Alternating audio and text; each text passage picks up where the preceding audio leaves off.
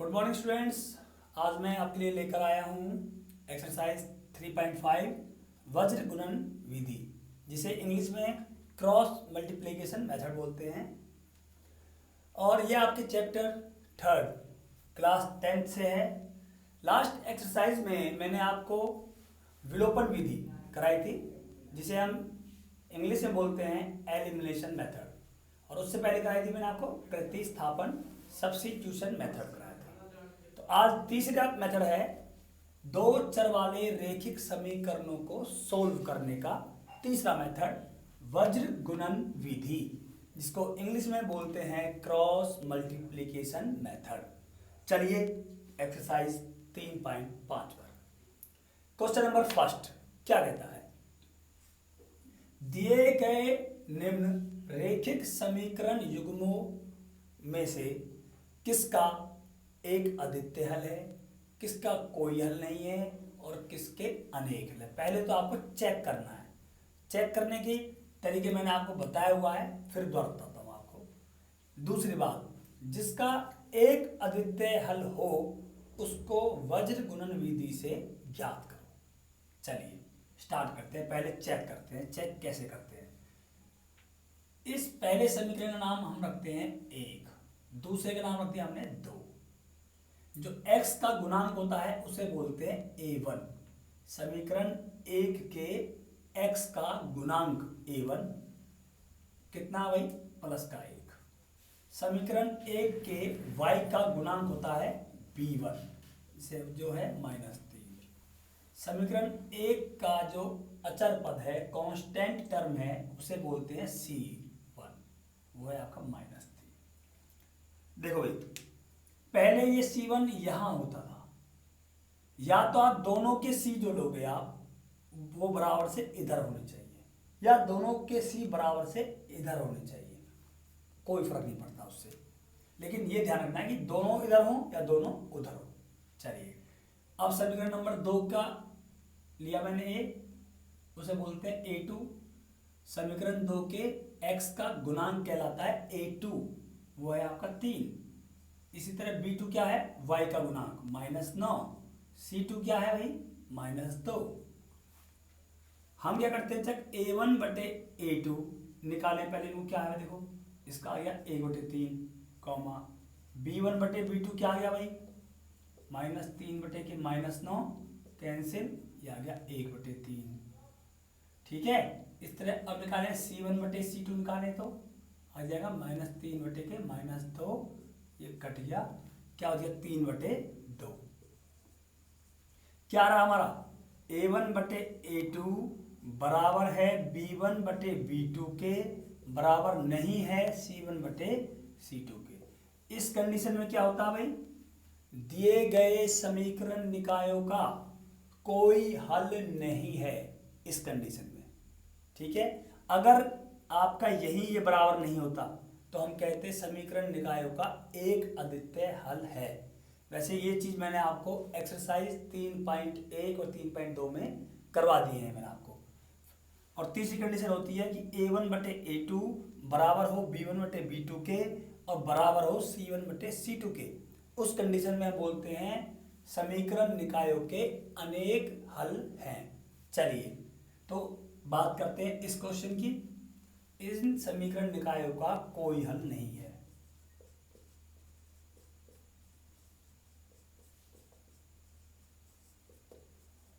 ठीक है, ये एक पार्ट हो गया। चलते हैं डी पर। बी और सी को आप अपने आप चेक करोगे आप। हम करते हैं डी वाले को, सेम इसी तरह करेंगे बिल्कुल। सबसे पहले a1 a2 निकालेंगे। ये समीकरण नंबर 1 है मेरा, ये समीकरण नंबर 2 है। तो a1 बराबर क्या आ गया 1, b1 बराबर आ गया -3, c1 बराबर क्या आ गया -7, a2 आ गया मेरा 3, b2 आ गया मेरा 3 और c2 आ गया मेरा -15। सॉरी b2 -3 है। ठीक है भाई। अब देखो a1 बटे a2 क्या आएगा, 1/3। ठीक है, कॉमा b1 बटे b2 क्या आएगा, -3 बटे के -3, माइनस माइनस कैंसिल, 3 और 1 कट गया, 1/1। तो हम कह सकते हैं A1/A2, चलिए वो निकाल लीजिए, C1/C2 निकाल लीजिए, वो आ गया -7/-15, कट के आ गया 7/15। A1/A2 जो है वो आपका बराबर नहीं है किसके, B1/B2 के। और इस कंडीशन में क्या होता है, एक अद्वितीय हल होता है, समीकरण निकायों का एक अद्वितीय हल है। और क्वेश्चन ने कहा था कि जिन समीकरण निकायों का एक अद्वितीय हल हो उन्हें वज्र गुणन विधि से हल कीजिए। तो अब यहां पर हम वज्र गुणन विधि सीखेंगे। अपना पेज साफ कर लेता हूं मैं, क्योंकि मेरी कॉपी का पेज छोटा है। चलते हैं भाई, वज्र गुणन विधि। सबसे पहले हमें करना क्या है, यदि बाय चांस किसी समीकरण निकायों में जो C है आपका अचर पद जो है, ये बाय चांस बराबर से उधर हो, तो उनको पहले इधर ले आना है, बराबर से इधर ले आना। बराबर में हमें केवल 0 छोड़ना है। क्या छोड़ना है, 0। ठीक है, अगर हम दोनों को वहां रखें, क्वेश्चन जब भी हो जाएगा, पर लेकिन वहां पर एक जगह चेंज करना होगा, मैं बताऊंगा कहां करना पड़ेगा वो चेंज। चलिए देखते हैं। सबसे पहले हम इन सभी का A1, B1, C1 निकाल लेते हैं। जो भी मैंने निकाल लिए थे, को बाद दोबारा निकाल लेता हूं मैं। ये है आपका A1 है आपका 1, B1 है आपका -3 और C1 है आपका -7, A2 है आपका 3, B2 है आपका -3 और C2 है आपका -15। सबसे पहले काम हमारा ये होता है, निकाल लिया। उसके बाद क्या करना है, देखो सर ये फॉर्मूला है एक हमारा x y और यहाँ होता है 1। सबसे पहले लिखते हैं हम यहाँ पर B1, इसके नीचे B2, यहाँ लिखा। अब इसके बाद यहाँ पर C1 C2, B के बाद क्या आएगा, C आएगा, C खत्म, फिर क्या आ जाएगा A1 A2 और उसका फिर क्या आएगा हमारा B1 B2। सबसे पहले ये लिखना सीखते हैं हम। B से करते हैं शुरू, B1 C1 A1 फिर B1, फिर B2 C2 A2 फिर B2, ये लिखते हैं। इनकी वैल्यू आपको पता ही है, क्या वैल्यू है इनकी, इनकी वैल्यू लिख देंगे यहाँ पर हम। अब इनको हटा दीजिए इससे। इन दोनों के बीच में x है, इन दोनों के बीच में y है और इन दोनों के बीच में 1 है। ठीक है, आप इसको बटे में कह सकते हो, इस तरह x बटे में या 1 बटे में, इस तरह भी आप कह सकते हैं इनको। अब इनकी हम वैल्यू लिखते हैं यहाँ पर। B1 की वैल्यू क्या है भाई, -3, B2 की वैल्यू क्या है भाई, -3, C1 की वैल्यू क्या है, -7, C2 की वैल्यू क्या है भाई हमारी, -15, A1 की वैल्यू क्या है 1, A2 की वैल्यू क्या है हमारी भाई 3, B1 की वैल्यू क्या है हमारी -3 और B2 की वैल्यू क्या है हमारी -3। ऐसा करने के बाद हम क्या करेंगे, x बटे में क्या है, -3 की और इसकी गुना, -3 की और इसकी गुना करते हैं, -3 गुना के -15 और घटा इन दोनों के गुणनफल में से घटा करेंगे इन दोनों का गुणनफल, -3 गुना के -7 बराबर y बटे में क्या लिखे, इसकी और इसकी गुना, -7 गुना के 3 घटा क्या, इसकी और इसकी गुना, इसे बोलते हैं -15 गुना के 1। देखो क्या बन गया, व्रज गुणन बन गए। वज्र गुणन मतलब कि लंबी गुना बनती जा रही है, बराबर 1 के बटे में क्या है, देखो इसकी और इसकी गुना, 1 गुना के -3। समझ में आ रहा है कुछ भी, आपके नहीं आ रहा है, घटा इसकी और इसकी गुना, 3 गुना के -3।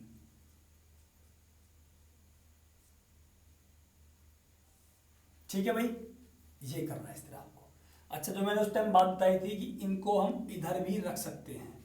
अगर हमारे C1 और C2 बराबर से इधर हैं तो यहाँ पर हमें -1 लेना है, बस ये अंतर करना है। यहाँ हमें क्या लेना है? -1। बहुत से बच्चे गलती करते हैं, तो ध्यान रखनी है यहाँ क्या आएगा, -1 कब आएगा? जब C1 और C2 हमारे बराबर से इस तरफ होंगे जब। तो हमारा भी आ गया भाई। इसके बाद सोल्व करते हैं। अब इसको मिटा देता हूं, इसको सारे को।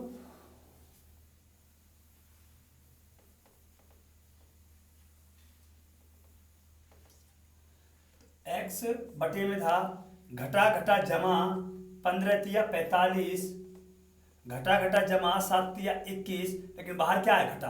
तो जमा का 21 क्या हो जाएगा भाई हमारा?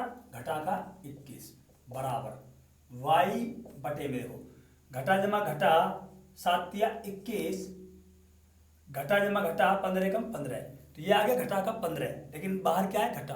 तो घटा घटा क्या जाएगी? जमा 15 बराबर 1 बटे में। लेते हैं क्या आएगा? 1 बटे में घटा जमा घटा 3 एकम 3, घटा जमा घटा दे घटा का जमा का घटा हो गया 3 3 9, लेकिन घटा 9 जो है वो बाहर क्या है? घटा है, तो क्या हो जाएगा? जमा 9। ठीक है भैया, आगे चलें। x बटे में ये घटा जमा घटा 45 में से 21 क्या बचेगा? 24 और चिन्ह प्लस का बराबर y बटे में क्या बचेगा? ये घटा का जमा का घटा होगी 21 में 15 क्या बचेगा? 6 और चिन्ह घटा का बराबर 1 के बटे में घटा जमा घटा 9 से 3 गए तो 6 चिन्ह प्लस का। ये आ गया हमारा। ठीक है, इसके बाद जब x का मान निकालना हो तो x बटे 24 बराबर में 1 बटे 6, क्रॉस मल्टीप्लाई कर देंगे इनको भी। क्रॉस इसकी जरूरत नहीं करने की, केवल इस 24 को हम ऊपर ले जाएंगे। तो ये हो गया हमारा 24 बटे 6, ये 4 आंसर आ गया। क्या आ गया? 4 आंसर। ऐसे y का मान निकालना हो तो y बटे में -6 था बराबर 1 बटे 6, ये 6 कहाँ गया? ऊपर गया, तो ये y का बराबर हो जाएगा -6 बटे के 6, ये कट गया बराबर हो गया -1। ठीक है भाई, तो ये आपका वज्र गुणन विधि थी। चलते हैं क्वेश्चन नंबर 2 पर।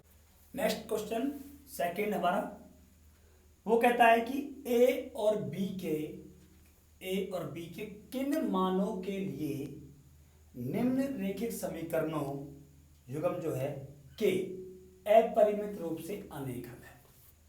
अपरिमित रूप से अनेक हल।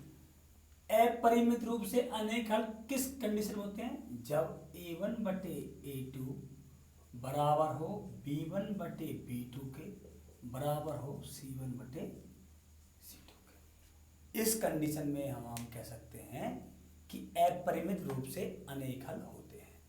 सबसे पहले हम इसका a1 a2 ये निकालेंगे। ठीक है, a1 क्या है इसका भाई?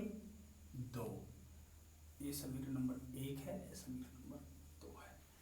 दूसरी बात ध्यान देने की क्या है कि जो कांस्टेंट टर्म है 7 वो बराबर से इधर है, बराबर से इधर है, दोनों में ही इधर है, इसलिए कोई दिक्कत नहीं। या तो दोनों की इधर हो या दोनों की उस तरह हो। पहले वाले समीकरण में x के गुणांक को बोलते हैं a1, इसको b1, इसको c1, ये a2, इस तरह लिखेंगे। b1 क्या है? 3, c1 क्या है? 7, a2 क्या है? a माइनस b, b2 क्या है? a प्लस b, और c2 क्या है? 3a प्लस के b माइनस के 2। ये है आपके। ठीक है भाई, अब मुझे ये कंडीशन लेनी है, तो एक बार तो मैं ये कंडीशन ले लूंगा, a1 मतलब कि 2 बटे में a2 क्या है? a माइनस b बराबर b1 क्या है? 3 बटे में b2 क्या है? a plus b। आई बात समझ नहीं आई? ठीक है भाई, और एक बार ले लूंगा ये वाली इस तरह। b1 क्या था मेरा? 3 बटे में a प्लस b बराबर c1 क्या है? 7, और c2 क्या है मेरा भाई? 3a प्लस के b घटा 2। दिख रहा आपको भाई? अब क्या करेंगे? अब इन्हें सॉल्व करेंगे। अब एक तरह से ये a और b के अंदर रेखिक समीकरण बन गए आपके, बनेंगे अभी। कब? सरल करेंगे इनको, इस तरह करिए। a माइनस बी यहाँ जाएगा ऊपर, 3 से गुना होगा, डायरेक्ट गुना कर देता हूँ मैं इसकी। 3 की गुना a से करेंगे 3a, 3 की गुना घटा से करेंगे घटा आ गया, और 3b, इसको इधर ले जाओ, 2a जमा 2b, ठीक है भाई। सबको इधर ले आइए, 3a इधर क्या हो जाएगा जमा 2b, ये हो जाएगा घटा का 3a हो जाएगा, ये हो जाएगा जमा का 3b, और बराबर क्या बचेगा 0। इसी तरह उसको करेंगे, पहले इसको सोल्व कर लेते हैं। घटा जमा घटा, 2a 3a घटा हो क्या होगा, a बचेगा चिन्ह घटा का, 2b और 3b क्या है, दोनों जमा किए भाई, जुड़ गए, 3 और 2 हो गए 5b बराबर 0। तो a plus 5b minus a plus 5b बराबर 0। अब इंटू करिए ऐसे, इधर जाएंगे, 3 तिया 9a प्लस 3 गुना b 3b, घटा जमा घटा 3 दूनी 6, 7a जमा 7b, ए बी को इधर ले आइए, अब 9a जमा 3b घटा 7a घटा 7b बराबर 6 को इधर ले जाइए, ये हो गया जमा का 6। 9 में 7 क्या बचेगा 2a, 3 और 7 घटाओ क्या बचेगा भाई, घटा का 4b बराबर 6। ये बन गया आपका समीकरण नंबर 2, समीकरण नंबर 1। हमें निकालना a और b के किन मानों के लिए ये कंडीशन होती है, तो मैं a और b के वो मान निकाल रहा हूं। अब ये एक तरह से क्या बन गया, हमारे रेखिक समीकरण युग्म बन गए, क्योंकि a और b के मान निकले तो ही नहीं, भी निकालने हैं इन दोनों समीकरणों की सहायता से। अब यहाँ पर आप कोई सी विधि का इस्तेमाल कर सकते हैं। वैसे हमारा जो टॉपिक चल रहा है वो चल रहा है वज्र गुणन, तो आप वज्र गुणन से ही a और b के मान निकालेंगे हम, ठीक है। और उन मानों को फिर हम यहाँ पर रखेंगे, यहाँ पर यार रखने की जरूरत नहीं है, फिर हमें फिर अपना आप ये कंडीशन सेटिस्फाई हो जाएगी, तो वो होंगे हमारे a और b के मान। चलिए इनको सोल्व करते हैं आगे हम। तो वज्र गुणन से करेंगे। मैं एक बार ये कॉपी साफ कर देता हूँ, पेज छोटा है मेरा। देखिए यहां पर a1 क्या है, इस a को मत देखे ना भाई, इसे आप x समझे। a1 होता है इसका गुणांक, इसका गुणांक क्या है -1, ठीक है भाई। p1 क्या हो जाएगा, इसका गुणांक 5, और c1 हो जाएगा। अब एक बात ध्यान रखने वाली बात है, वज्र गुणन से कर रहा हूं, यहां c1 इधर है, क्यों ना c1 को इधर कर लें, c1 को कहां कर लें हम, इधर कर लें। यहां तो है क्या इधर, c क्या है 0 मानेंगे यहां तो, ठीक है भाई। इसको कर लेते इधर, तो 2a घटा 4b और घटा 6 बराबर 0, दोनों तरफ 0 बच गया, ठीक है। तो c1 क्या है 0, a2 क्या है 2,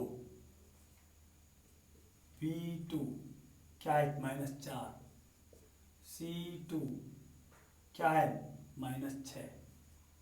आ गया भाई। और वज्र गुणन क्या होती है, मैं एक बार इसको मिटा देता हूं भाई, पेज छोटा है मेरा भाई।